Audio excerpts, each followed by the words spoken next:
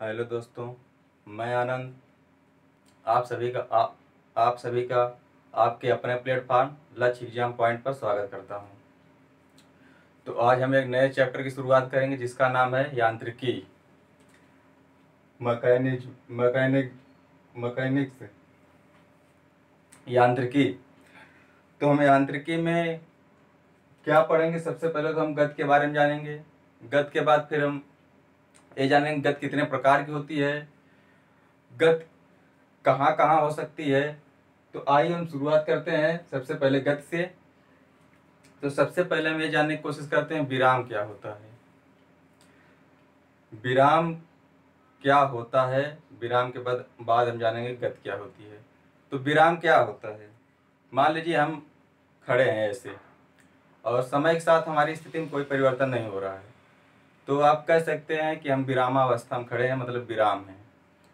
समय गुजर रहा है 20 सेकंड, 30 सेकंड, 60 सेकंड, लेकिन हम यहीं कहीं पड़े हैं, तो आप कह सकते हैं कि हम विराम हैं।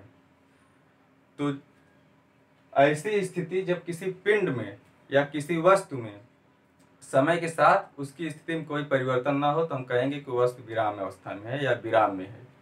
इसी प्रकार अब गति क्या होती है?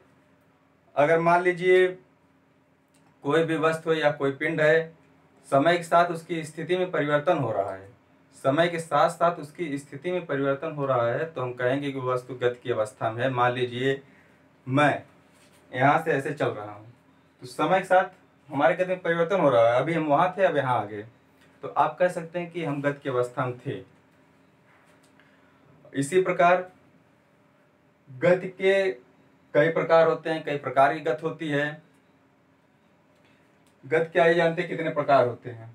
तो गति दो प्रकार की होती है मुख्य रूप से। पहले तो एक असमान गति होती है और समान गति। तो समान गति और असमान गति में अंतर क्या है?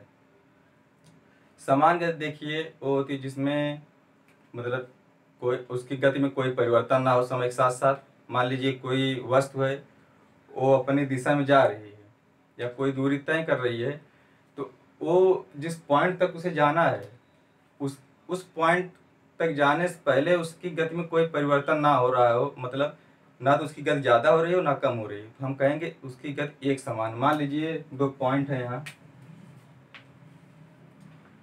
अब कोई वस्तु यहाँ से चलनी प्रारंभ कर दी, चल रही ऐसे ऐसे इस पॉइंट तक वो पहुँचती है। तो इस बीच में इसकी स्थिति ऐसी बनती है कि इसकी गति में कोई परिवर्तन ही ना हो, मतलब ना तो ये कभी ना ये अपने स्थिति से ज़्यादा तेज चल रही है ना ही कम चल रही है।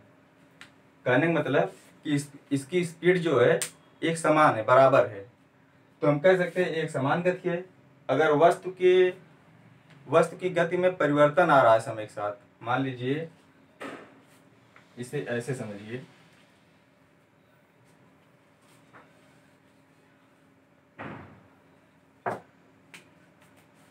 ये दो पॉइंट है, हम इन्हें कई भागों में बांट लेते हैं। अब प्रत्येक भाग को हम 10 मीटर मान लेते हैं या 20 मीटर, जो भी, चलिए 10 मीटर मानते हैं। 10 मीटर देखिए, ये टोटल 50 मीटर है। अब 50 मीटर किसी भी वस्तु द्वारा 50 मीटर की दूरी तय करने में वो प्रत्येक 5 सेकंड में या 10 सेकंड में, मतलब कोई भी एक समय ले लीजिए, 5 सेकंड में वो 10 मीटर जा रही है। सब के सब 5 सेकंड में 10 मीटर, तो ये 5 सेकंड में 10 मीटर जा रही है, तो हम कह सकते हैं कि इसकी गति में कोई परिवर्तन नहीं हो रहा है, तो इसकी गति एक समान होगी। लेकिन अगर ये जो समय है, हम दूरी को 10-10 मीटर के आधार पर कई भागों में बांट लिए, और इस समय जो है मान लीजिए वो पहले समय में 5 सेकंड में 10 मीटर जा रही है। फिर अगले 5 सेकंड, अगले मान लीजिए 2 सेकंड में 10 मीटर जा रही है। फिर अगले 10 मीटर दूरी तय करने में उसे 6 सेकंड लग रहे हैं। तो ये देखिए एक गति क्या है, मतलब एक उतनी ही दूरी तय करने में उसे अलग अलग समय लग रहे हैं। तो हम कह सकते हैं उसकी गति असमान है, मतलब कभी वो वस्तु तेज चल रही है या कभी फिर धीमी चल रही है, एक समान गति से वो नहीं चल रही है। तो ये समान और असमान गति है। इनमें यही अंतर है। और गति के कितने प्रकार होते हैं? बीमीय आधार पर, दोहराव के आधार पर और पथ के आधार पर गति के कई प्रकार होते हैं। तो आइए जानते हैं कैसे।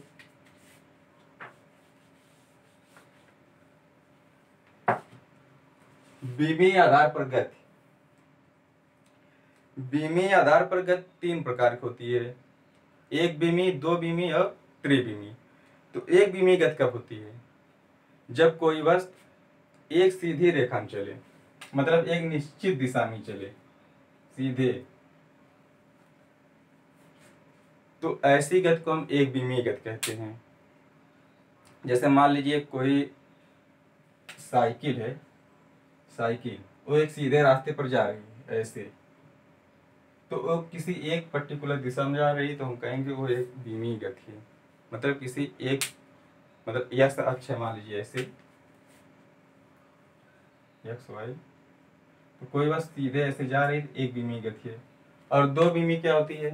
दो बीमी किसी वस्तु की ऐसी गति जो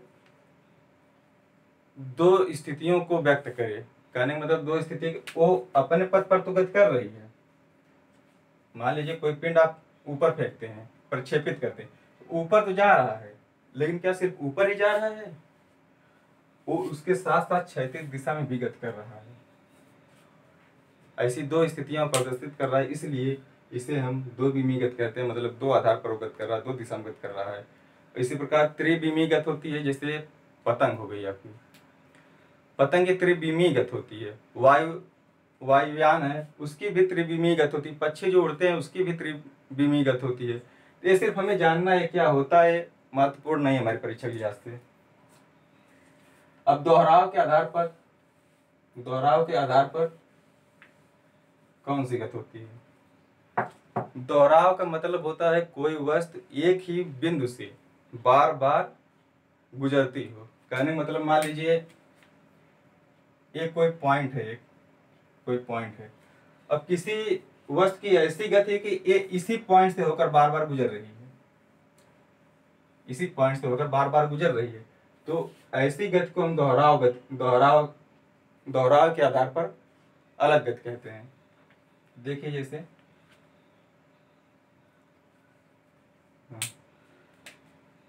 मान लीजिए गिटार होता है ना, गिटार, उसमें कई तार लगे होते हैं जो कंपन करते हैं। जब हम उसे खींचते हैं, खींच कर छोड़ देते हैं, तो कंपन करने लगता है आगे पीछे ऐसे ऐसे ऐसे ऐसे ऐसे ऐसे ऐसे।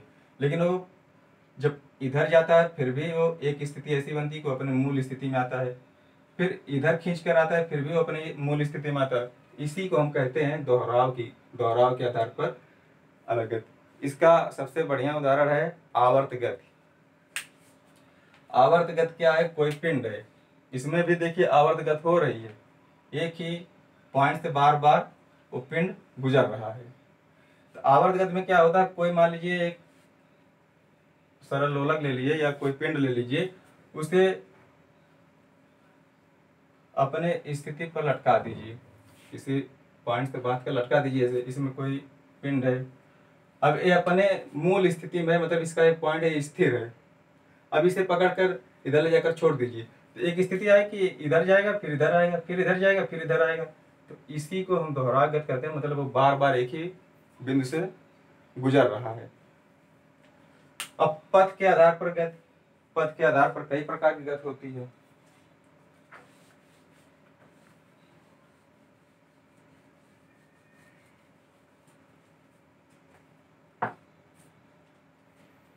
पथ के आधार पर कई प्रकार की गति होती है। स्थानांतरी गति इसके अंतर्गत आती है। स्थानांतरी गति मान लीजिए एक रेखीय गति इसमें आ जाती है। अगर कोई वस्तु एक सीधी रेखा में गति करती, मतलब एक सीधे बिल्कुल सीधी रेखा में जा रही है ऐसे, तो इसे हम कहते हैं एक रेखीय गति। लेकिन क्या सिर्फ गति जो होती है एक रेखीय होती है? ऐसा तो है नहीं। गति कई प्रकार की होती है, वृत्तीय होती है, घुर्डी होती है, और तो आइए हम जानते हैं। तो दूसरी वाली गति क्या है? वृत्तीय गति। जब कोई पिंड किसी वृत्तीय पथ पर, मान लीजिए कोई वृत्तीय पथ है, इस पर वो गति करे तो हम कहते हैं वृत्तीय गति होती है। वो किसी एक पॉइंट से वो समान दूरी के आधार पर गति करता है, ऐसे ऐसे ऐसे, तो ये वृत्तीय गति है। और एक होती है घूर्णन गति। ये सब सिर्फ हमें जानना है, पूछेगा नहीं। एक होती है घूर्णन गति। घूर्णन गति क्या चीज होती है? वृत्तीय और घूर्णन गति में अंतर क्या है? वृत्तीय गति में देखिए कोई पिंड है वो एक अपने केंद्र से वो दूर होता है, लेकिन प्रत्येक स्थिति में उसकी दूरी जो होती है केंद्र से बराबर होती है। अगर वो किसी वृत्तीय पथ पर घूम रहा है, ऐसे ऐसे ऐसे घूम रहा है, तो प्रत्येक स्थिति में अगर यहाँ से आप देखेंगे फिर भी इसकी दूरी इतनी होगी, यहाँ से देखेंगे फिर भी इसकी दूरी इतनी होगी। तो ये अंतर मतलब पिंड जो होता है अपने केंद्र से दूर होता है। और घूर्णन गति में क्या है कि पिंड का जो केंद्र होता है वो पिंड में ही होता है। जैसे मान लीजिए पृथ्वी है, पृथ्वी का घूर्णन क्या है? उसके बीचों बीच से एक रेखा गुजरती है। ऐसी कल्पना की गई मतलब पृथ्वी के बीचों बीच से एक रेखा, अरे सेब ले लीजिए, उसमें कोई तीर बीचों बीच डाल दीजिए ऐसे, तो उसे ऐसे से फिर घुमाइए, सेब को तीर को ऐसे से घुमाइए, सेब घूमता है। तो जब आप घुमाएंगे इसे तो इसी के परितः ये घूम रहा है, ऐसे ऐसे ऐसे ऐसे। तो पृथ्वी क्या है? अपने अक्ष पर वो इसी के परितः घूम रही है, तो इसी को हम कहते हैं घूर्णन गति। बस एक गति इतनी प्रकार थी। अब हम आइए अपना मेन टॉपिक शुरू करते हैं।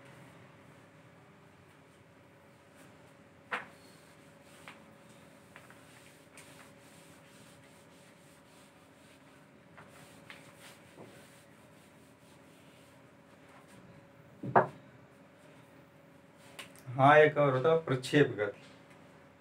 प्रक्षेप गति क्या होती है? प्रक्षेप का मतलब होता है फेंकना। अगर हम किसी वस्तु को हम ऐसे फेंकते हैं, मतलब कि ऊर्ध्वाधर दिशा में ना जाकर वो क्षैतिज दिशा में गति करे, और साथ ही उसकी गति जो है वो ऊंचाई के साथ साथ बढ़ती जाए। कहने का मतलब है यदि हम किसी पिंड को यहाँ से प्रक्षेपित करते हैं तो एक परवलयाकार गति करे। मतलब परवलयाकार का मतलब होता है ऐसे गति करे, ऐसे। तो इसे हम कहते हैं प्रक्षेप गति। मतलब कोई पिंड है उसे हम प्रक्षेप बिंदु से प्रक्षेपित करते, फेंक देते हैं। जैसे गेंद है, गेंद के हम उठाकर फेंकते हैं तो गेंद क्या सीधी एक रेखा में जाती है? यदि हम उसी ऊर्ध्वाधर ना फेंकें, ऊर्ध्वाधर के अतिरिक्त और किसी भी दिशा में हम फेंकें, ऊर्ध्वाधर हम ना फेंकें, सीधे ना फेंकें ऊपर, उसे और किसी भी स्थिति में हम फेंकें तो गेंद क्या सीधे ऊर्ध्वाधर जाएगी? कभी नहीं जाएगी। वो किसी न किसी अलग पथ पर वो गति करेगी।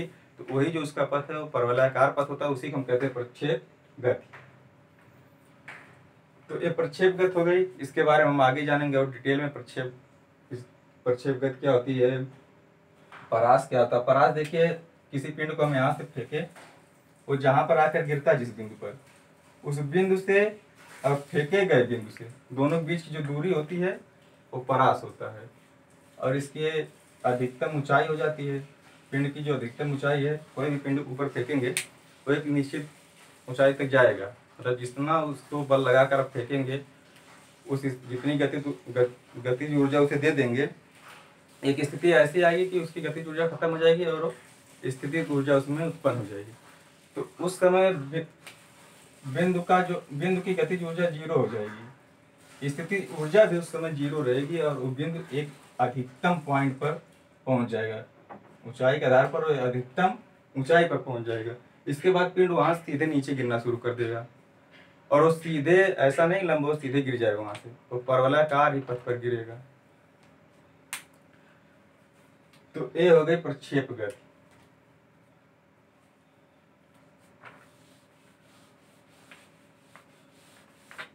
अब हम जानने की कोशिश करते हैं दूरी और विस्थापन क्या होता है। अब यहाँ से हमारा टॉपिक शुरू होता है।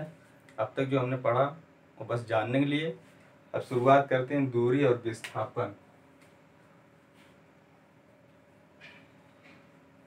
दूरी और विस्थापन, मतलब डिस्टेंस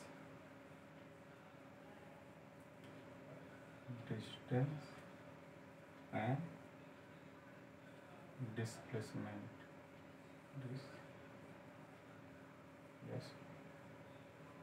हाँ, डिस्टेंस एंड डिस्प्लेसमेंट, दूरी और विस्थापन। तो दूरी क्या है? दूरी क्या है? दूरी किसी भी किसी भी दो बिंदुओं के बीच की लंबाई होती है। मान लीजिए एक बिंदु ए है, एक बिंदु ए है और दूसरा बिंदु बी है, तो हम इनके बीच की जो लंबाई होगी वही दूरी है। और विस्थापन क्या होता है? दो बिंदुओं के बीच की न्यूनतम लंबाई। अगर दो बिंदु हैं ऐसे, इनके बीच में हम देखेंगे न्यूनतम लंबाई कितनी है, तो वो न्यूनतम लंबाई जो होती है वो विस्थापन होता है। मान लीजिए अभी यही दो पिंडों के बीच की जो दूरी हमें अगर लेना होगा, तो दूरी अगर ऐसे हमने दे दिया ऐसे, तो देखिए दूरी हम मापते हैं तो दूरी इन दोनों पिंडों के बीच की लंबाई हो गई। लेकिन अगर हम विस्थापन कहेंगे इन्हीं दोनों बिंदुओं के बीच का विस्थापन कितना होगा, तो विस्थापन को हम ऐसे नहीं मापेंगे, कभी भी ऐसे नहीं। विस्थापन को हम हमेशा दो बिंदुओं के बीच की न्यूनतम दूरी को प्रदर्शित करने के लिए दिखाते हैं। तो दो बिंदुओं के बीच की न्यूनतम दूरी तब ए हो जाएगी। मान लीजिए कोई वस्तु है और पहले इतनी दूरी तय की, ए से चली वो बी तक गई, फिर बी से वो सी तक गई, फिर सी से वो डी तक गई, डी से ई तक। ऐसे ऊपर भी देखो है।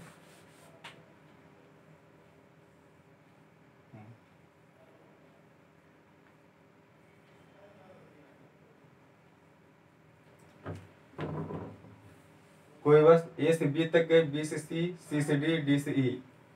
तो इसमें अगर हम दूरी देखेंगे तो दूरी कितनी हो गई? मान लीजिए ये 3 मीटर है, ये 4 मीटर है, ये हम 6 मीटर ले लेते हैं और ये 3 मीटर। तो दूरी जब हमें निकालना होगा तो दूरी पूरे रास्ते की जितनी लंबाई है, टोटल लंबाई, उसे हम जो टोटल लंबाई जब उसे हम निकालेंगे तो वो दूरी। लेकिन अगर न्यूनतम लंबाई हम जब निकालेंगे तो विस्थापन हो जाएगा। जिससे दूरी देखिए यहाँ चला, ए से बी तक हम जोड़े 3 मीटर, बी से सी तक 4, 4 3 7 हो गया, फिर सी से डी तक 6 मीटर, तो 4 3 7 6 13 हो गया, और फिर डी से ई तक इसे हम फिर जोड़ेंगे 3 मीटर, 16 हो गया। मतलब कुल दूरी कितनी हो गई? टोटल दूरी कितनी हो गई? 16 मीटर। मगर हम आपसे ये कहें विस्थापन कितना होगा, इन दोनों बिंदुओं के बीच विस्थापन कितना होगा ए और डी ई के बीच, तो आप क्या करेंगे? आप न्यूनतम दूरी निकालेंगे। मतलब घुमा कर नहीं जाएंगे, न्यूनतम दूरी, इन दोनों बिंदुओं के बीच की एक न्यूनतम दूरी, एक सीधी रेखा खींच लेंगे, पता चल जाएगा आपको न्यूनतम दूरी कितनी होती है। तो न्यूनतम दूरी कितनी होगी, कैसे निकालेंगे? तो ये देखिए एक दो त्रिभुज बन रहे हैं, ए बी सी और सी डी ई। तो हम पाइथागोरस प्रमेय से जब निकालेंगे तो ए से सी का मान 5 मीटर हो जाएगा, और इसी प्रकार सी से ई का मान भी यहाँ 5 मीटर हो जाएगा। देखिए 6 36 और 3 3 9, एक 5 मीटर होगा, एक 3,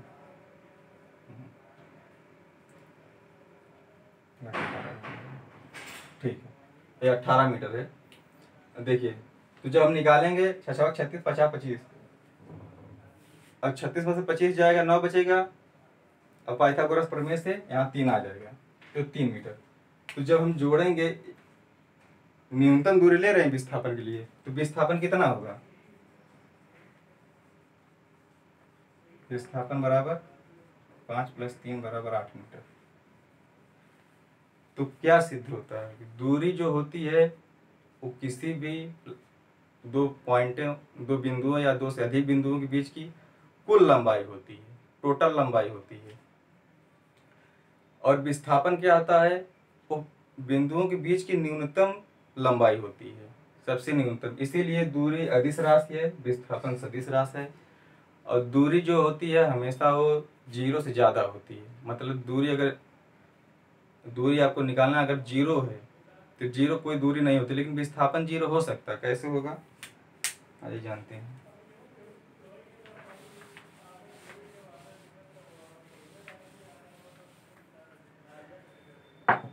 दूरी हमेशा धनात्मक होती है, जबकि विस्थापन धनात्मक, ऋणात्मक और 0 तीनों अवस्था में होता है। हमने मान लीजिए यहाँ से चला, एक कोई पॉइंट है, मान लीजिए ए है, A B C D, 10 metre 10 metre 10 metre 10 metre E.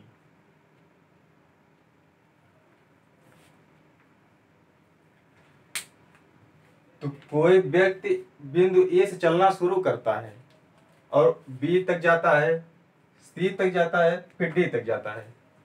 तो कितनी दूरी तय किया, 10 20 10 30 मीटर की दूरी उसने तय किया। अगर हम आपसे यही पूछ रहे विस्थापन कितना है, विस्थापन भी उतना होगा, क्योंकि ये एक सरल रेखा है। और अगर एक व्यक्ति डी बिंदु तक गया, फिर लौटकर सी बिंदु तक आ गया, यहाँ तक लौट आया, इधर जा रहा है, फिर वो सी तक लौट आया, अब वो दूरी कितना चला है, तो देखिए 30 मीटर तो गया, फिर 10 मीटर वो वापस आया, तो दूरी कितनी होगी, 40 मीटर। लेकिन अगर विस्थापन आपसे पूछो कितनी अपने मूल बिंदु से कितना विस्थापित हुआ है, तो पहले तो 30 मीटर विस्थापित हुआ था, मतलब अपने बिंदु से 30 मीटर दूर हट गया था। अब वो कितना दूर है अपने मूल बिंदु से, तो अब देखिए 10 20 10 घटा दीजिए 30 में से, अब वो देखिए ए से सी पर है तो 20 मीटर, तो देखिए अपने मूल बिंदु से 20 मीटर अभी बस विस्थापित है। तो आप क्या कर सकते हैं, विस्थापन जो है वो घट रहा है। अगर व्यक्ति अपने मूल बिंदु को ओर जा रहा है तो अब विस्थापन घट रहा है, कम हो रहा है, तो विस्थापन 20 मीटर हो जाएगा। अगर यही व्यक्ति डी से चलते चलते ए तक चला है, तब दूरी तो बढ़ रही है, क्योंकि दूरी जो होती है वो हमेशा पॉजिटिव होती है, धनात्मक होती है। विस्थापन पॉजिटिव नहीं, तो विस्थापन मतलब विस्थापित हो जाना। हम यहीं जहाँ खड़े हैं इसी मूल बिंदु से हम मान लीजिए कुछ दूरी तय किए, फिर आकर यहीं पर खड़े हुए, तो आप क्या कहेंगे कि हम तो अपने मूल बिंदु पर फिर से आ गए, हम विस्थापित तो अब नहीं है, विस्थापित हुए थे फिर आकर यहाँ पर खड़े हो गए। लेकिन अगर हम आपसे पूछें कि दूरी हमने कितना तय किया, तो आप बताएंगे जाने प्लस आने में जितनी लंबाई आपने तय की उतनी दूरी होगी। तो दूरी और विस्थापन में यही अंतर है। अब यहाँ विस्थापन देखिए शून्य हो गया, अब माइनस का विस्थापन होगा, तो जब ये अपने मूल बिंदु से नेगेटिव जाने लगे, तब विस्थापन माइनस में हो जाएगा। अब ये 40 किलोमीटर गया, फिर लौटकर मूल बिंदु तक आया, फिर ये 40 किलोमीटर पीछे चला गया, अभी ये आगे गया, पीछे चला गया। अब जो पीछे 10 मीटर गया है ये इसका ऋणात्मक हो जाएगा, -10 मीटर विस्थापन हो जाएगा इसका। लेकिन यही देखिए अगर ए यहाँ तक गया फिर आकर ई तक आ गया, अब हम आपसे पूछ रहे दूरी कितनी गया, दूरी कितना उसने तय किया, तो 30 मीटर गया, फिर 30 मीटर आया, 60 मीटर हो गया, फिर 10 मीटर के पीछे चला गया, 70 मीटर। तो दूरी टोटल कितनी हो गई, 70 मीटर। तो विस्थापन और दूरी में यही अंतर है। हमने आपको दूरी बताया, दूरी हमेशा धनात्मक होती है, विस्थापन धनात्मक नहीं होता। विस्थापन धनात्मक, ऋणात्मक और शून्य तीनों हो सकता है। और विस्थापन जो होता, दूरी जो होती है वो केवल परिमाण बताती है, परिमाण। और विस्थापन परिमाण के साथ साथ दिशा बताता है, इसीलिए विस्थापन को सदिश राशि कहते हैं और दूरी को अदिश राशि।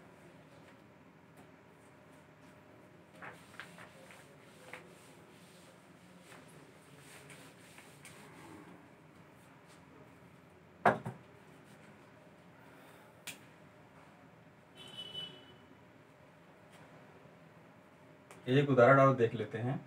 मान लीजिए कोई पिंड है ऐसे, वो वृत्तीय पथ पर गति कर रहा है।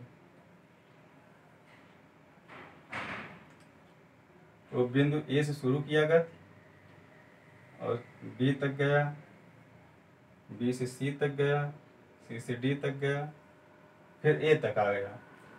इस अवस्था में अगर हम आपसे पूछे कि दूरी कितनी होता है किया, तो कैसे पता करेंगे? हमने आर आपको दे दिया है, तो पहले वृत्त पर अगर गति करेंगे, पहले उसकी परिधि जान लीजिए, परिधि कितनी होगी।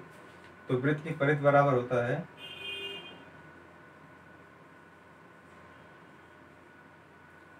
2πr। तो इसे अगर हम 14 मान ले तो और अच्छा होगा।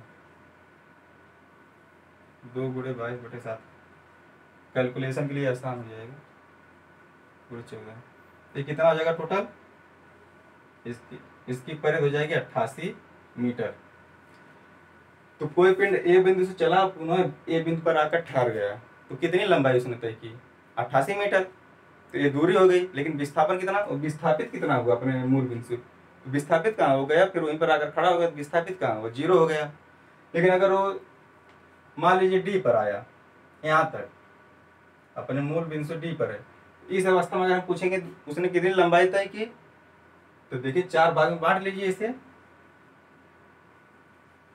तो ये 66 मीटर यहाँ तय किया, टोटल 88 है ना, तो आधा जो होगा इसका 44 हो जाएगा और आधा का आधा हो जाएगा 22। तो 4 भाग में हमने बांट लिया, तो ये 3 भाग तय किया है, तो ये 66 मीटर हो जाएगा। लेकिन अगर हम पूछ ले विस्थापन कितना है, विस्थापन उसने कितना विस्थापित हुआ अपने स्थान से, तो देखिए पाइथागोरस प्रमेय से लगाएंगे सीधी। हमने कहा ना कि 2 बिंदुओं के बीच की न्यूनतम दूरी को विस्थापन कहते थे। इनके बीच में न्यूनतम दूरी कौन सी होगी? तो न्यूनतम दूरी यही होगी ना, सबसे न्यूनतम, सबसे कम दूरी यही होगी। तो निकाल लीजिए 14। तो जो निकालेंगे, यहाँ मान लीजिए कुछ भी आता है, जब निकालेंगे तो वही इसका विस्थापन होगा।